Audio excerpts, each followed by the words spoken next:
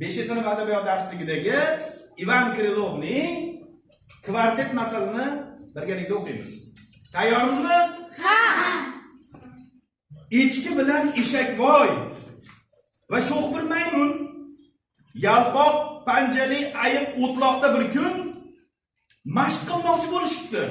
Atrofda rahzor, 4 xil g'ijjak va nota qo'llarida bor. Qoyil qilmoq bo'lishdi olamni butun. Kamonlarni tortdilar, kuy chiqmaslik uchun. Shu vaqt qichqirdi maymun. To'xtasangiz biroz, biz bu xilda o'tirsak durust chiqmas. Sen echkiga ro'baro o'tir, ayiqoy.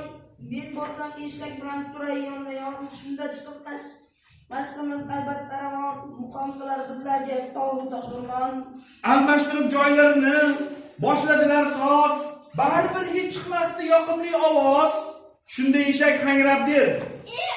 Shoshmang, bir gap bor. Yaxshi chiqar kuyimiz o'tirsak qator. Ma'qul tushib o'tirdilar 4 oy yonma-yon. Baribir kuy chiqmadi bu gal ham ravon. Endi yana kuchaydi tortishuv janjal. Kim qayerda qanday o'tirsin bu gal? O'rmondagi bu shovqin, g'avg'o to'polon bulbulni jalb ayladi. O'ziga shu on shunda iltimos bilan bulbulga ular Andakkina quloq sol ey qush. dedilar. Bizda nota ham cholg'u bari narsa bor.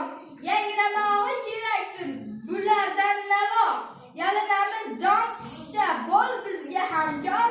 Faqat aytgin qay tahlil o'tirmoq darkor. Bulbul kelib dedi. Bo'lmoq uchun sozanda mashshoq o'quv bilan kerakdir nozira quloq. Sizcha aziz do'stlarim, qanday o'ldirmay mashshoq bo'la olmaysiz, ovora bo'lmang. Shukur Sa'dulla tarjimasi.